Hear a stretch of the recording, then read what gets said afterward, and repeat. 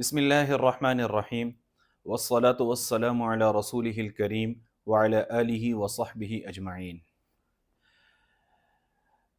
ہمارے معاشرے میں روز بروز بڑھتا ہوا عدم برداشت ایک خوفناک شکل اختیار کرتا چلا جا رہا ہے۔ روزانہ ایسے واقعات سامنے آتے ہیں کہ ایک بہت انتہائی معمولی سطح کی بات پر بہت بڑا ری ایکشن دیا گیا اور بہت زیادہ تعصب اور نفرت کا اظہار کیا گیا، اور یہ واقعات افراد کی سطح پر بھی دیکھنے میں آ رہے ہیں، گھریلو سطح پر بھی اور بازاروں میں بھی، اور پھر اب یہ جڑاں کا جو واقعہ ہوا تو بحیثیت قوم یا بحیثیت مسلمان ہم نے کس چیز کا مظاہرہ کیا؟ کون سی ایسی کمی رہ گئی ہے؟ حالانکہ ہمارے دانشور ہر طبقے کے، ہر فکر کے، ہر مسلک اور مذہب کے، وہ روزانہ کے اعتبار سے اس پہ بات کر رہے ہیں کہ صبر، تحمل، معاف کرنا۔ تو آخر کیا وجہ ہے؟ کون سی ایسی کمی رہ گئی ہے کہ ہماری تربیت ہی نہیں ہو پا رہی؟ جب سے یہ واقعہ ہوا تو اس وقت سے میں مسلسل ایک سوچ کے اندر تھا کہ کیوں ایسا ہو جاتا ہے؟ کچھ مہینے سکون کے گزرتے ہیں، پھر کوئی نہ کوئی ایسا واقعہ سامنے آ جاتا ہے، چاہے وہ فرد کی سطح پہ ہو، چاہے وہ ایک گروہ یا ہجوم کی سطح پر ہو۔ تو ایسا کیوں ہو رہا ہے؟ تو ایک بہت زیادہ فکر اور غور و خوض کے بعد میں اس نتیجے پہ پہنچا کہ 3 طبقے اس میں ذمہ دار ہیں، 3 طبقات ذمہ دار ہیں اس کے۔ سب سے پہلے نمبر پر، معذرت سے، سب سے پہلے نمبر پر کسی قوم کو یا فرد کو میں نہیں کہہ رہا، اوور آل بات کی جا رہی ہے کہ کیسے ہماری تربیت اچھی ہو جائے۔ سب سے پہلے نمبر پہ ذمہ داری وہ ماؤں کی ہے کہ جس دن سے بچہ شعور میں آنا شروع کرے، اس دن سے ماں اس کو یہ سمجھانا شروع کر دے کہ بیٹا، زندگی کی معراج پیسہ نہیں ہے، زندگی کی ترقی یا زندگی کا کمال وہ بڑی بڑی ڈگریاں، بڑی بڑی فیکٹریاں نہیں ہیں، بلکہ زندگی کی معراج صبر کرنا اور معاف کرنا ہے۔ سب سے پہلی درسگاہ جو کہا جاتا ہے ماں کی گود ہے، تو ماں کی گود سے اگر یہ صبر کی، برداشت کی تربیت ملنا شروع ہو جائے گی تو اس سے بہت زیادہ اثر پڑے گا اوور آل پورے معاشرے میں تربیت کے اوپر۔ دوسرے نمبر پہ جو ہمارے اساتذہ کرام ہیں، چاہے وہ اسکول کے استاد ہیں، چاہے وہ کالجز کے پروفیسرز ہیں یا یونیورسٹیوں کے پروفیسرز، لیکچرارز ہیں، یہ سب، ہم سب مل کر اپنے ہر لیکچر میں سے صرف 3 منٹ 4 منٹ اس کے اوپر ضرور بات کریں کہ کیسے میں ایک خوبصورت انسان، بہترین انسان بن سکتا ہوں۔ ہم ذمہ دار ہیں اساتذہ کرام، میں خود یونیورسٹی کا لیکچرار ہوں، ہم سب ذمہ دار ہیں اس چیز کے۔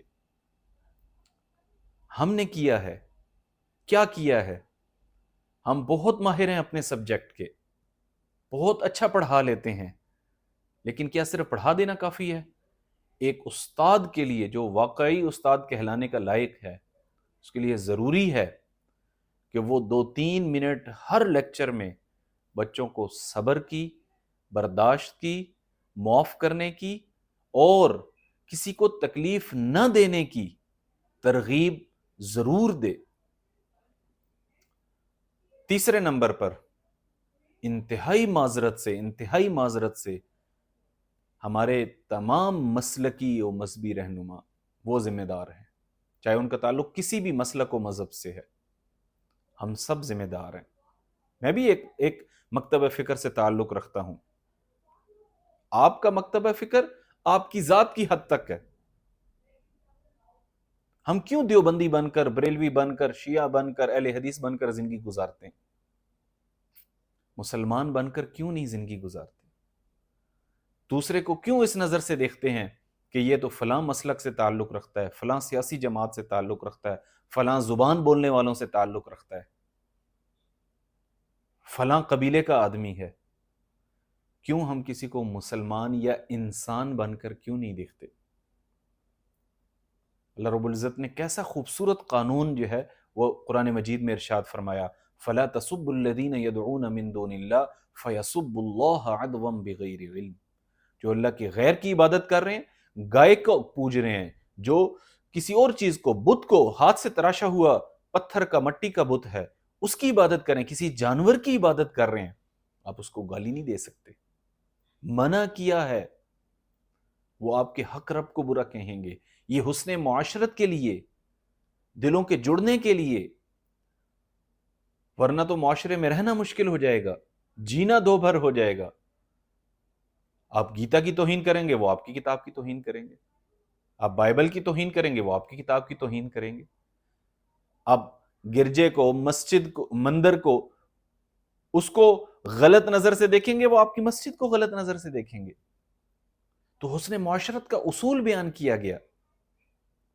شریعہ اللہ کے اندر لکھا ہوا ہے کہ اگر مسلمان کسی کافر کو قتل کر دے اور اسلامک سٹیٹ ہو، شریعہ لا وہاں پر نافذ ہو، تو مسلمان کو بدلے میں قتل کیا جائے گا۔ انسانی خون میں دونوں برابر ہیں۔ اسلام محبت کا نام ہے۔ اور اگر یہ واقعہ جیسے ہوا ہے، تفصیلی تو وہاں کے لوگوں کو یا وہاں کے اداروں کو بہت اچھے طریقے سے پتا ہوگا، تو اس پر فوراً ایکشن لیا جائے کہ کسی کو ایسی جرت نہ ہو۔ جہاں لوگوں نے ری ایکشن دیا وہ غلط کیا، تو جنہوں نے یہ کیا انہوں نے پہلا غلط کیا۔ والبادی اظلم، حضور نے فرمایا ابتدا کرنے والا بڑا ظالم ہے، جس نے اس ایسی شرنگیزی کی، ایسا فتنہ پھیلایا کہ لوگ جو ہیں وہ آؤٹ آف کنٹرول ہو جائیں۔ حضرت علی رضی اللہ تعالیٰ عنہ کا فرمان ہے، ایاک وما یسبق الی القلوب انکارہ، کہ ایسا کام ہرگز مت کرو کہ لوگ اس پر آپ کو برا سمجھنا شروع کر دے۔ وَإِن كَانَ عِندَكَ اعْتِذَارُهُ، چاہے آپ کے پاس اس کا عذر بھی موجود ہے۔ اسلام تو محبت کا نام ہے، اسلام تو معاف کرنے کا نام ہے۔ جنگ کے دوران جب آپ کے لوگ قتل ہو رہے ہیں، شہید ہو رہے ہیں، آپ دشمن کی عبادت گاہوں کو نہیں تباہ کر سکتے، ان کی عورتوں بچوں پر ہاتھ نہیں اٹھا سکتے، بوڑھوں کو نہیں قتل کر سکتے، ضعیف لوگ جو جنگ نہیں کر سکتے ان کو آپ قتل نہیں کر سکتے، جنگ کے دوران نہیں کر سکتے، کھڑی فصلوں کو نہیں آگ لگا سکتے، شہری آبادی کو نہیں نشانہ بنا سکتے۔ تو ہم کس طرف جا رہے ہیں؟ ہمیں سوچنا ہوگا، ہمیں فکر کرنی ہوگی۔ کہیں ایسا نہ ہو کہ ہم عدم برداشت اور تعصب اور نفرت میں اتنا آگے چلے جائیں کہ ہمارے گھروں میں روزانہ فساد اور دنگے شروع ہو جائیں۔ اور بہت سے انفرادی سطح پر ایسے واقعات روزانہ دیکھنے کو مل رہے ہیں۔ تو یہ تین طبقات اس میں ذمہ دار ہیں، اس سب میں، کہ ہمیں اپنی اولاد کی، اپنی نئی نسل کی، پورے معاشرے کی کیسے تربیت کرنا ہوگی۔ ماں کو بچے کو اس وقت سمجھانا ہوگا جب وہ اس کی گود میں ہے، ہر ماں کو، پوری قوم کی ہر ماں، اس کے لیے ضروری ہے یہ بات کہ اپنے بچوں کو صرف پیسہ کمانا نہ سکھائیں، اچھا لباس پہنا دیا، اچھے سکولوں میں داخل کرا دیا، اچھے ٹوائز لے کے دے دیے، ہماری ذمہ داری ختم ہوگی؟ نہیں ختم ہوئی ذمہ داری۔ یہ کیسے ایک اچھا انسان بن جائے، اس کے اندر بدلہ نہ لینے کی صفت پیدا ہو جائے۔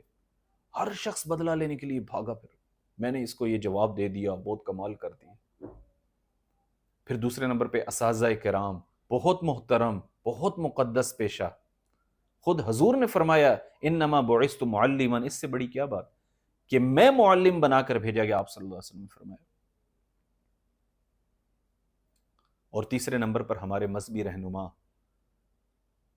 جب ہم پریکٹیکل لائف میں آ جاتے ہیں، پہلے بچہ چھوٹا ہے، وہ ماں کی بات سن رہا ہے، اب بڑا ہو گیا، اب ٹیچرز کی بات سنے گا۔ شاید ماں باپ کو اتنا فالو نہ کرے، ان کی بات کو نہ لے، لیکن اساتذہ کی بات کو لیتا ہے بچہ، ٹیچرز کی بات کو سنتا ہے۔ ہر لیکچر کے دوران، ہر پیریڈ کے دوران وہ بات کرے، ہر استاد بات کرے، اس کو بھی فائدہ ہوگا۔ اور اس کے بعد جو ہے تیسرے نمبر پہ ہمارے مذہبی رہنما اور گورنمنٹ ایسے مسلکی رہنماؤں کے خلاف سخت ایکشن لے جو نفرت کی فضا قائم کرتے ہیں۔ آپ اپنا مسلک بتائیں، ہم اپنا مسلک بتائیں. میں جس بھی مکتب فکر سے تعلق رکھتا ہوں میں اپنی ذات کی حد تک ہوں. اگر کوئی یہ کہہ رہا ہے کہ نہیں وہ اس کو یوں کر دو، اس کو یوں کر دو، وہ غلط ہے، تو اس پر اسٹیٹ کو فوراً ایکشن لینا چاہیے. اور اس کے ساتھ ساتھ میں نے اور آپ نے کیا کرنا ہے، آخری چیز جو بہت اہم ہے، اپنے لیے اور پوری قوم کے لیے دعا کریں، پوری امت کے لیے دعا کریں. مومن کا سب سے بڑا ہتھیار دعا ہے. جہاں دنیا کے سارے نظام فیل ہو جاتے ہیں، دنیا کی ساری چیزیں جو ہیں وہ عاجز آ جاتی ہیں، ساری طاقتیں وہ ختم ہو کے رہ جاتی ہیں، وہاں دعا کام آتی ہے. تو اپنے لیے اور پوری امت کے لیے ضرور دعا کریں، پوری قوم کے لیے اور اس ملک پاکستان کے لیے دعا کریں. اللہ رب العزت اس کو دن دگنی اور رات چگنی ترقیاں عطا فرمائے اور ہر دشمن کے اور ہر شریر کے شر سے اس کو محفوظ فرمائے. السلام علیکم ورحمۃ اللہ وبرکاتہ.